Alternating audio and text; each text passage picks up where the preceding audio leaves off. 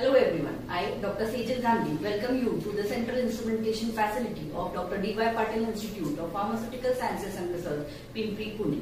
Today in this video, we are going to learn basic principle and instrumentation of HPTLC. HPTLC, High Performance Thin Layer Chromatography, is a versatile separation technique which is an improved and automated technique of conventional TLC method.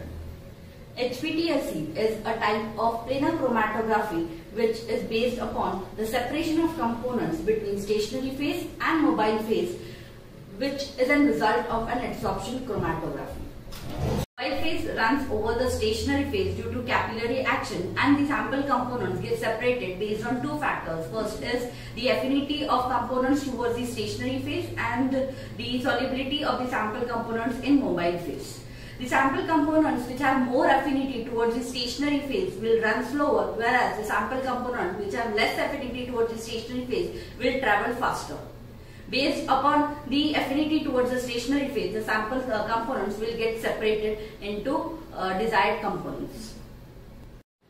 The major advantage of HPTLC analysis is low cost, low time, low maintenance and multiple sample handling. HPTLC system can be used for both qualitative and quantitative analysis and have proven many a times as simple method as compared to HPLC.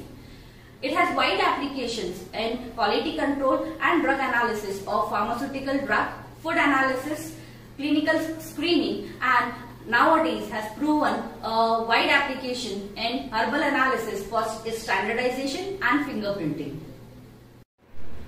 There are various steps in HPTLC analysis. First, selection of stationary phase, preparation of standard and sample solution, then the application of sample solution, development of chromatographic plate, and finally visualization and scanning of the developed TLC plate.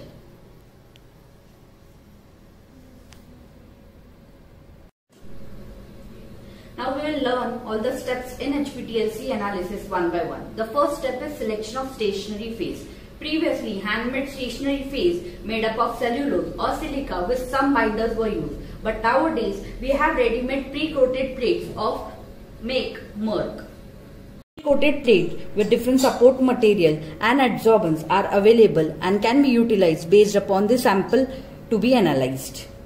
Different support material as glass, polyester and aluminum sheets are available with sorbents as aluminum oxide, cellulose or silica gel, either in unreacted or chemically modified silica gel with binders as gypsum or starch are used.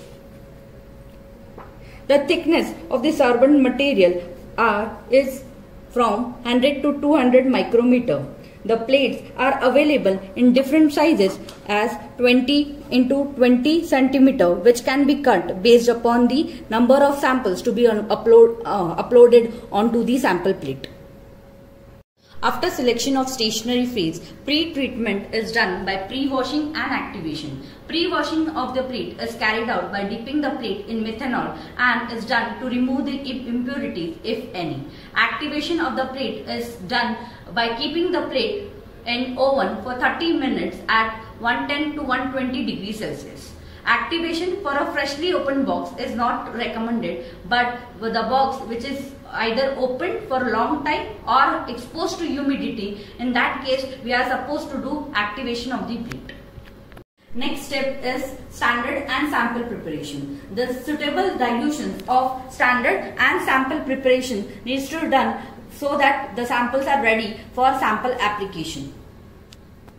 Next step is sample application. The major advantage of HPTLC over TLC is the automation in sample application. We have semi-automatic and automatic sample applicators with HPTLC system which applies the sample onto the plate without actual contact with the sorbent material and thus prevents its damage. Sample is loaded with the help of micro syringe of capacity 100 microliter. Sample is spotted in the form of band which gives better separation and high volume application as compared to these spots. The sample solution is dried with the help of nitrogen gas. The tip of the nitrogen gas is present just at the tip of the syringe. Once the sample application is done, the plate is kept in development chamber for development. Development is carried out in a twin trough chamber. Before development of the plate, the chamber is kept for saturation. Unsaturated chamber result in solvent evaporation, specifically from the solvent front, which results into increased RF value. Saturation is carried out for 15 to 20 minutes. Chamber saturation is highly recommended when you have high polarity solvents. Once saturation is done, we can place our plate into the twin trough chamber. The mobile phase is allowed to run till 80% of the plate height. Once the plate is developed till 80%, the plate is removed from the chamber and is dried with the help of hair dryer. Hair dryer is generally not recommended when you have volatile oils as your sample components. The next and last step in analysis is scanning. Scanning helps in visualization of spot. By using the scanner, we will convert the spots into peak height and peak area, which will give us the RF value of the desired separated components. The next actual demonstration of the HPTLC system will be taken up by Ms. Anaga Godse. So now, after the basic learning of HPTLC and instrumentation of HPTLC, I, Ms. Anaga Godse, will take you through the demonstration of this HPTLC method. And for that, today for the demonstration, we are going to perform the assay of paracetamol and ibuprofen. The very first step in this HPTLC technique is the selection of stationary phase. For today's experiment, we have selected TLC plates of specifications Silica Gel 60 F254, which are manufactured by Merck. The second step in this HPTLC technique is the pre-washing of these silica plates. So now we are subjecting this silica plate for pre-washing by using this analytical grade methanol.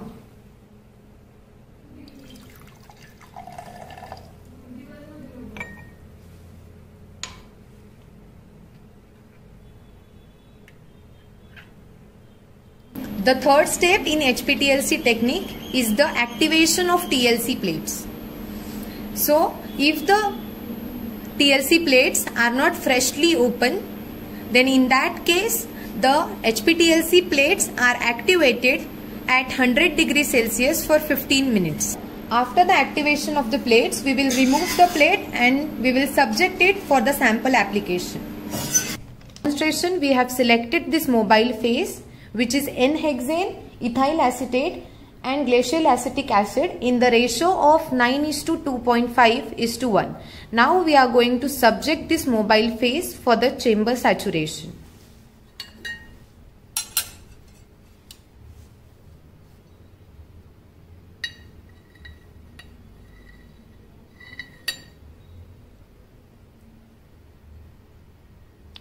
We are going to subject this mobile phase and this chamber saturation for 10 minutes of saturation time, as it is mentioned in the requirement of the experiment.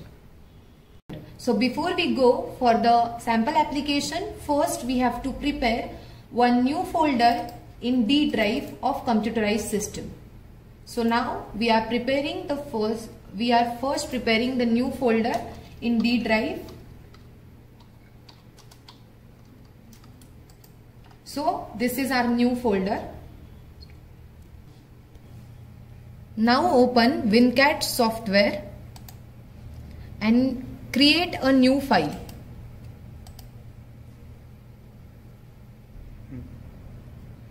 Now here in this step, select the previously created folder name and open the folder by giving appropriate path to access your experimental files. So once you open your experimental file, you have to select all these mentioned parameters. So as we are going for the quantitative analysis in this experiment, we are choosing the option of quantitative. Then in the sample injector, we are going to use Linomat 5. So we are selecting Linomat 5 here, and we are going to use a scanner 3 detector for the detection. So we have selected scanner 3 for the detection. Now we are going to select all these three parameters. Once all these three parameters are selected, they will automatically appear here in the left side of the WinCats software. So now in the stationary phase, as we are using 10 by 10 centimeter of TLC plates, we are selecting here 10 by 10. And now in the quantitative parameters, as during our demonstration today, we are going to use 8 samples. We have selected here 8, and we are going to compare 2 samples, that is, one is the standard mixture and the other one is paracetamol and ibuprofen tablet. We have put here 2. In the calibration modes, there are multi-level and single level. This single level is generally used for the mobile phase optimization. So when we use this single level, here we have to select peak height and area, because in the evaluation we will be evaluating the peak height and the area. Then here in the calibration data input mode, for the single level we have to select amount per fraction. Then in the next mode, which is multi-mode, this multi-level is normally used for the calibration.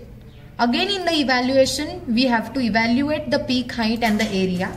But in the calibration data input mode, we have to select the concentration in case of this multi-level. So once all these parameters are selected by using this WinCats software, we have to save all the data and then we have to execute before we proceed for the sample application. The application, the sample solution is first prepared and it is then taken out carefully with the help of specialized syringe. The syringe is then checked for the air bubble, if any, and the air bubble is removed. Now place the syringe in its position on the sample applicator.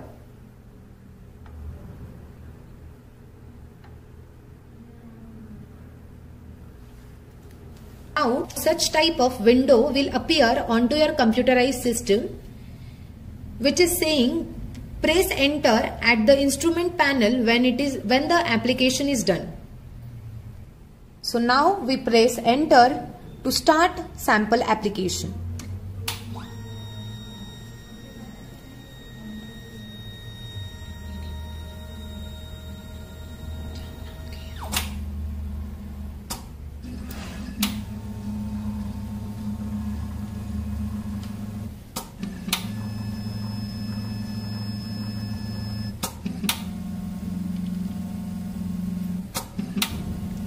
Camag Linomat 5 auto sampler is now applicating the samples on our TLC plates.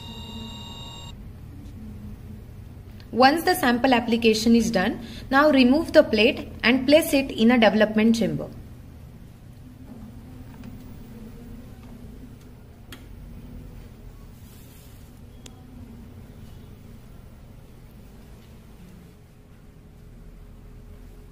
Now we are placing this plate in the development chamber.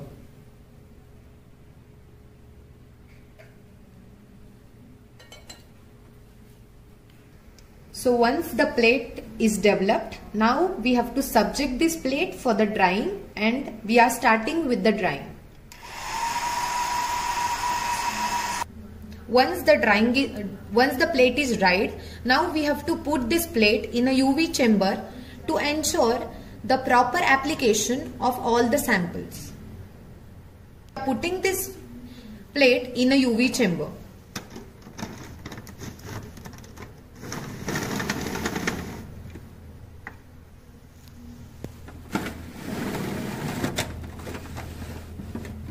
Here we are able to see the bands of samples which we have applied by using sample applicator. So now in the last step of HPTLC, we have to put this TLC plate in the TLC scanner for visualization, and in that we are going to see the bands of our samples. This is the plate which we are placing for the visualization of the bands.